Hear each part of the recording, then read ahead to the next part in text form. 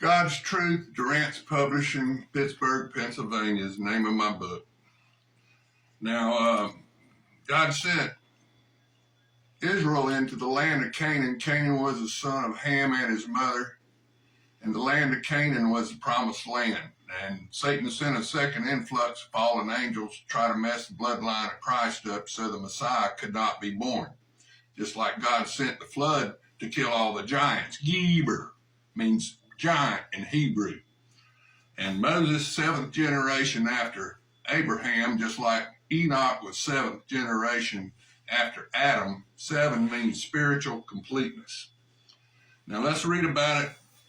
Exodus 3. Now Moses was tending the flock of Jethro, his father-in-law. Jethro was a Midianite. The Midianite Jews, they were sent to Ethiopia, the southern Egypt.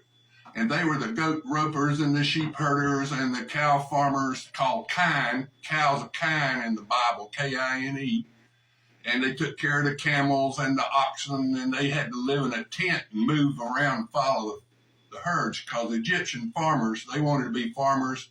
They wanted to live in a permanent residence, and they didn't want to have to move a tent around. So the Midianite Jews, see, Abraham married a second wife after Sarah. Her name was Keturah. She was a dark-skinned Jew. And Moses married a dark-skinned Jew, the daughter of Jethro. Jethro was a Midianite priest, and they ended up southern Egypt, Ethiopian Jews. Now here we go. Now Moses was tending the flock of Jethro, his father-in-law, the priest of Midian, and he led the flock to the back of the desert and came to Horeb, the mountain of God. And the angel of the Lord appeared in a flame of fire from the midst of a bush.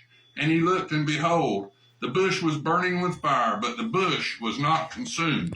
Then Moses said, I will now turn aside and see the great sight, why the bush does not burn. So when the Lord saw that he turned aside to look, God called to him from the midst of the bush and said, Moses, Moses. And he said, Here I am. Then he said, Do not draw near this place. Take your sandals off your feet, for this place where you stand is holy ground.